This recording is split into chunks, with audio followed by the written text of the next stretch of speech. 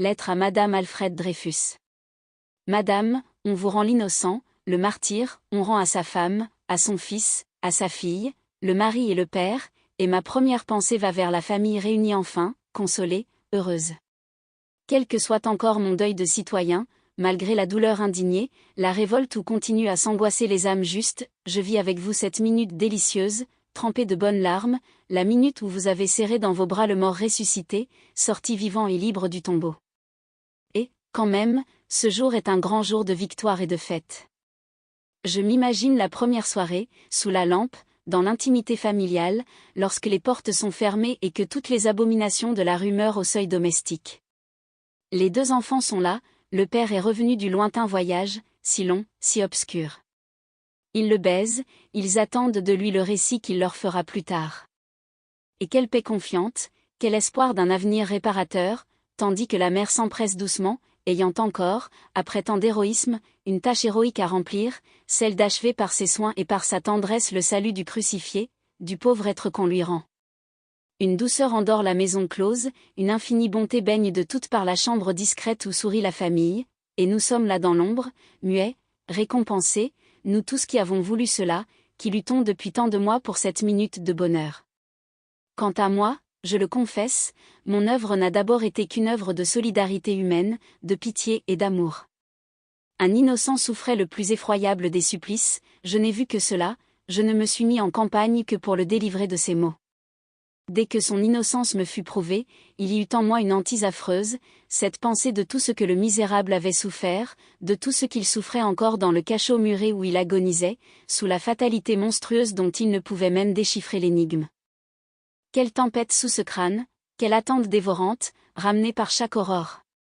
Et je n'ai plus vécu, et mon courage n'a été fait que de ma pitié, et mon but unique a été de mettre fin à la torture, de soulever la pierre pour que le supplicié revînt à la clarté du jour, fût rendu aux siens, qui panseraient ses plaies. Affaire de sentiment, comme disent les politiques, avec un léger haussement d'épaule. Mon Dieu! Oui, mon cœur seul était pris, j'allais au secours d'un homme en détresse, fût-il juif, catholique ou mahométan. Je croyais alors à une simple erreur judiciaire, j'ignorais la grandeur du crime qui tenait cet homme enchaîné, écrasé au fond de la fosse scélérate, où longue était son agonie. Aussi étais-je sans colère contre les coupables, inconnus encore. Simple écrivain, arraché par la compassion à sa besogne coutumière, je ne poursuivais aucun but politique, je ne travaillais pour aucun parti. Mon parti, à moi, dès ce début de la campagne, ce n'était que l'humanité à servir. Et ce que je compris, ensuite, ce fut la terrible difficulté de notre tâche. À mesure que la bataille se déroulait, s'étendait, je sentais que la délivrance de l'innocent demanderait des efforts surhumains. Toutes les puissances sociales se liguaient contre nous, et nous n'avions pour nous que la force de la vérité. Il nous faudrait faire un miracle, pour ressusciter l'enseveli. Que de fois, pendant ces 2 cruelles années, j'ai désespéré de l'avoir, de le rendre vivant à sa famille. Il était toujours là-bas, dans sa tombe, et nous avions beau nous mettre à 100, à 1000, à 20 000, la pierre était si lourde des iniquités entassées, que je craignais de voir nos bras s'user, avant le suprême effort. Jamais, jamais plus. Peut-être un jour, dans longtemps, ferions-nous la vérité, obtiendrions-nous la justice. Mais lui, le malheureux, serait mort, jamais sa femme, jamais ses enfants ne lui auraient donné le baiser triomphant du retour. Aujourd'hui, Madame, voilà que nous avons fait le miracle. 2 années de lutte géante ont réalisé l'impossible, notre rêve est accompli, puisque le supplicié est descendu de sa croix, puisque l'innocent est libre, puisque votre mari vous est rendu.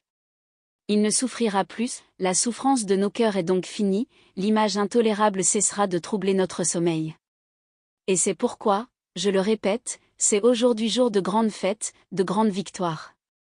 Discrètement, tous nos cœurs communient avec le vôtre, il n'est pas une femme, pas une mère, aujourd'hui, qui n'ait senti son cœur se fondre, en songeant à cette première soirée intime, sous la lampe, dans l'affectueuse émotion du monde entier, dont la sympathie vous entoure. Sans doute, Madame, cette grâce est amère.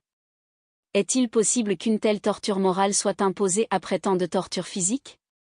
Et quelle révolte à se dire qu'on obtient de la pitié ce qu'on ne devrait tenir que de la justice. Le pis est que tout semble avoir été concerté pour aboutir à cette iniquité dernière. Les juges ont voulu cela, frapper encore l'innocent, pour sauver les coupables, quitte à se réfugier dans l'hypocrisie affreuse d'une apparence de miséricorde.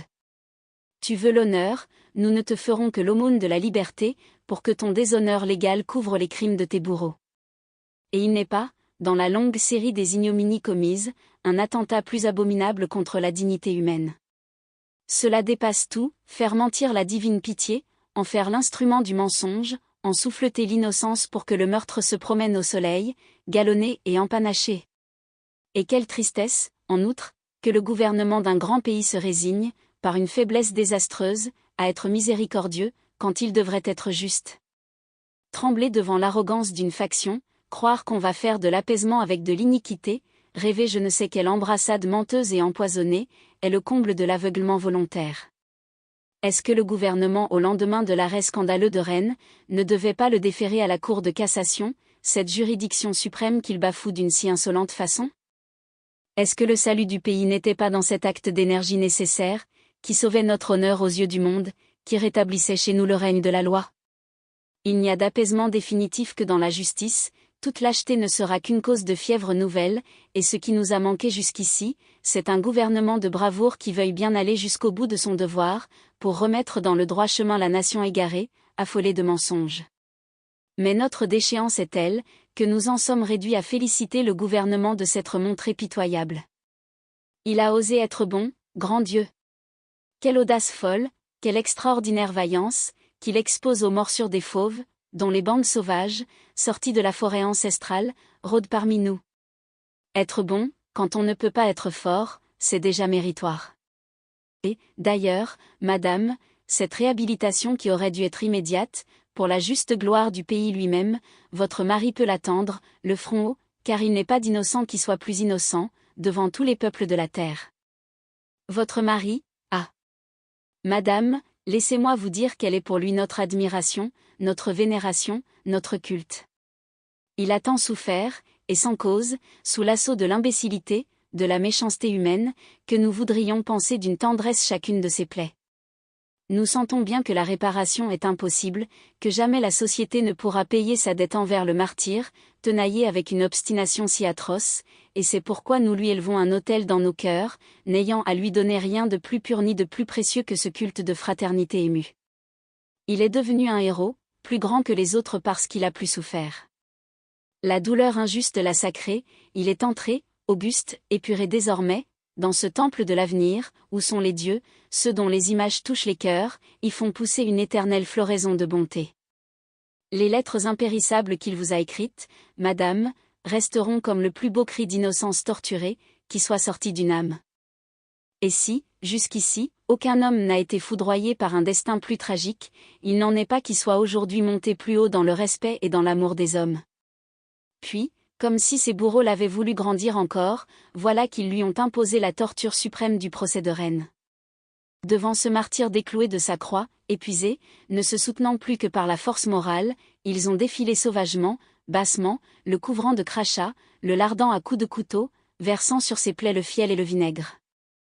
Et lui, le stoïcien, il s'est montré admirable, sans une plainte, d'un courage hautain, d'une tranquille certitude dans la vérité, qui feront plus tard l'étonnement des générations. Le spectacle a été si beau, si poignant, que l'arrêt d'iniquité a soulevé les peuples, après ces monstrueux débats d'un mois, dont chaque audience criait plus haut l'innocence de l'accusé. Le destin s'accomplissait, l'innocent passait Dieu, pour qu'un exemple inoubliable fût donné au monde.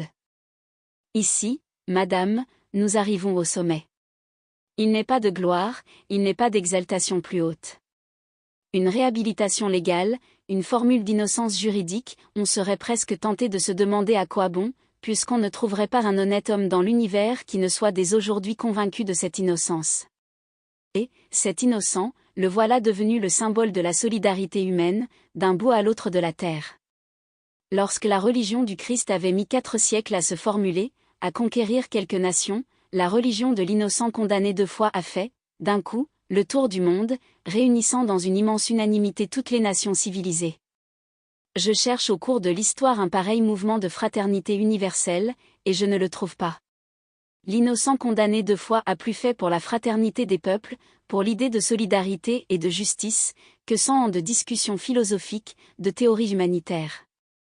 Pour la première fois, dans les temps, l'humanité entière a eu un cri de libération, une révolte d'équité et de générosité, comme si elle ne formait plus qu'un peuple, le peuple unique et fraternel rêvé par les poètes. Et qu'il soit donc honoré, qu'il soit vénéré, l'homme élu par la souffrance, en qui la communion universelle vient de se faire. Il peut dormir tranquille et confiant, madame, dans le doux refuge familial, réchauffé par vos mains pieuses. Et comptez sur nous pour sa glorification. C'est nous, les poètes, qui donnons la gloire, et nous lui ferons la part si belle que pas un homme de notre âge ne laissera un souvenir si poignant. Déjà bien des livres sont écrits en son honneur, toute une bibliothèque s'est multipliée pour prouver son innocence, pour exalter son martyre. Tandis que, du côté de ses bourreaux, on compte les rares documents écrits, volumes et brochures, les amants de la vérité et de la justice n'ont cessé et ne cesseront de contribuer à l'histoire, de publier les pièces innombrables de l'immense enquête, qui permettra un jour de fixer définitivement les faits. C'est le verdict de demain qui se prépare, et celui-là sera l'acquittement triomphal, la réparation éclatante, toutes les générations à genoux et demandant, à la mémoire du supplicié glorieux, le pardon du crime de leur père. Et c'est nous encore, madame, c'est nous, les poètes, qui clouons les coupables à l'éternel pilori. Ceux que nous condamnons, les générations les méprisent et les huent. Il est des non-criminels qui, frappés par nous d'infamie, ne sont plus que des épaves immondes dans la suite des âges. La justice immanente s'est réservé ce châtiment, elle a chargé les poètes de léguer à l'exécration des siècles ceux dont la malfaisance sociale, dont les crimes trop grands échappent aux tribunaux ordinaires. Je sais bien que, pour ces âmes basses, pour ces jouisseurs d'un jour, c'est là un châtiment lointain dont ils se moquent. L'insolence immédiate leur suffit. Triompher à coups de botte, c'est le succès brutal qui contente leur fin grossière. Et qu'importe le lendemain de la tombe, qu'importe l'infamie, si l'on n'est plus là pour en rougir. L'explication du honteux spectacle qui nous a été donné, est dans cette bassesse d'âme, les effrontés mensonges, les fraudes les plus avérées, les impudences éclatantes, tout ce qui ne saurait durer qu'une heure et qui doit précipiter la ruine des coupables. Ils n'ont donc pas de descendance, ils ne craignent donc pas que la rougeur de la honte ne remonte plus tard sur les joues de leurs enfants et de leurs petits-enfants? Ah! Les pauvres fous! Ils ne semblent pas même se douter que ce pilori, où nous clouerons leur nom, ce sont eux qui l'ont dressé. Je veux croire qu'il y a là des crânes obtus, dont un milieu spécial, un esprit professionnel ont amené la déformation. Ainsi, ces juges de Rennes, qui recondamnent l'innocent, pour sauver l'honneur de l'armée, peut-on imaginer quelque chose de plus sot? L'armée, ah! Ils l'ont bien servi, en la compromettant dans cette inique aventure. Toujours le but grossier, immédiat, sans aucune prévoyance du lendemain. Il fallait sauver les quelques chefs coupables, quitte à ce que ce fût un véritable suicide des conseils de guerre, une suspicion jetée sur le haut commandement, solidaire désormais. Et c'est là, d'ailleurs, un de leurs crimes encore, d'avoir déshonoré l'armée, de s'être fait les ouvriers de plus de désordre et de plus de colère, à ce point que, si le gouvernement a gracié l'innocence, il a sans doute cédé au besoin urgent de réparer la faute, en se croyant réduit à ce déni de justice pour faire un peu d'apaisement. Mais il faut oublier, madame, il faut surtout mépriser. C'est un grand soutien dans la vie que de mépriser les vilainies et les outrages, je m'en suis toujours bien trouvé. Voici 40 ans que je travaille, 40 ans que je me tiens debout par le mépris des injures que m'a valu chacune de mes œuvres. Et, depuis 2 ans que nous nous battons pour la vérité et la justice, l'ignoble flot a tellement grossi autour de nous, que nous en sortons cuirassés à jamais, invulnérables aux blessures. Pour mon compte, il est des feuilles immondes, il est des hommes debout que j'ai rayés de ma vie. Ils ne sont plus, je passe leurs noms quand ils me tombent sous les yeux, je saute jusqu'aux extraits qu'on peut citer de leurs écrits. C'est de l'hygiène, simplement. J'ignore s'ils continuent, mon mépris les a chassés de ma pensée, en attendant que l'égout les prenne tout entier. Et c'est l'oubli dédaigneux de tant d'injures atroces, que je conseille à l'innocent. Il est si à part, si haut, qu'il ne doit plus en être atteint. Qu'il revive à votre bras, sous le clair soleil, loin des foules ameutées, n'entendant plus que le concert des sympathies universelles qui montent vers lui. Paix au martyrisé qui a tant besoin de repos, et qu'il n'y ait plus autour de lui, dans la retraite où vous allez l'aimer et le guérir, que la caresse émue des êtres et des choses. Nous autres, madame, nous allons continuer la lutte, nous battre demain pour la justice aussi âprement qu'hier. Il nous faut la réhabilitation de l'innocent, moins pour le réhabiliter, lui qui a tant de gloire, que pour réhabiliter la France, qui mourrait sûrement de cet excès d'iniquité. Réhabiliter la France aux yeux des nations, le jour où elle cassera l'arrêt infâme, tel va être notre effort de chaque heure. Un grand pays ne peut pas vivre sans justice et le nôtre restera en deuil, tant qu'il n'aura pas effacé la souillure, ce soufflet à sa plus haute juridiction, ce refus du droit qui atteint chaque citoyen. Le lien social est dénoué, tout croule, dès que la garantie des lois n'existe plus. Et il y a eu, dans ce refus du droit, une telle carrure d'insolence, une bravade si impudente, que nous n'avons pas même la ressource de faire le silence sur le désastre, d'enterrer le cadavre secrètement, pour ne pas rougir devant nos voisins. Le monde entier a vu, a entendu, et c'est devant le monde entier que la réparation doit avoir lieu, retentissante comme a été la faute. Vouloir une France sans honneur, une France isolée, méprisée, est un rêve criminel. Sans doute les étrangers viendront à notre exposition, je n'ai jamais douté qu'ils n'envahissent Paris, l'été prochain, comme on court à la fête foraine, dans l'éclat des lampes et dans le vacarme des musiques. Mais est-ce que cela doit suffire à notre fierté ? Est-ce que nous ne devons pas tenir autant à l'estime qu'à l'argent de ces visiteurs venus des quatre coins du globe ? Nous fêtons notre industrie, nos sciences, nos arts, nous exposons nos travaux du siècle. Oserons-nous exposer notre justice ? Et je vois encore cette caricature étrangère, l'île du diable reconstituée, montrée au Champ de Mars. Pour moi, la honte me brûle, je ne comprends pas que l'exposition puisse être ouverte, sans que la France ait repris son rang de juste nation. Que l'innocent soit réhabilité, et seulement alors la France sera réhabilitée avec lui. Mais je le dis encore en terminant, Madame, vous pouvez vous en remettre aux bons citoyens qui ont fait rendre la liberté à votre mari et qui lui feront rendre l'honneur. Pas un ne désertera le combat, ils savent qu'ils luttent pour le pays en luttant pour la justice. L'admirable frère de l'innocent leur donnera de nouveau l'exemple du courage et de la sagesse. Et, puisque nous n'avons pu, d'un coup, vous rendre l'être aimé, libre et lavé de l'accusation mensongère, nous ne vous demandons qu'un peu de patience encore, nous espérons bien que vos enfants n'ont plus beaucoup à grandir avant que leur nom soit légalement pur de toute tâche. Ces chers enfants, ma pensée aujourd'hui retourne invinciblement vers eux, et je les vois au bras de leur père. Je sais avec quel soin jaloux, par quel miracle de délicatesse, vous les avez tenus dans une complète ignorance. Ils croyaient leur père en voyage, puis leur intelligence avait fini par s'éveiller, ils devenaient exigeants, questionnaient, voulaient des explications à une si longue absence. Que leur dire, lorsque le martyr était encore là-bas, dans la tombe scélérate, lorsque la preuve de son innocence n'était faite que pour quelques rares croyants ? Votre cœur a dû se briser affreusement.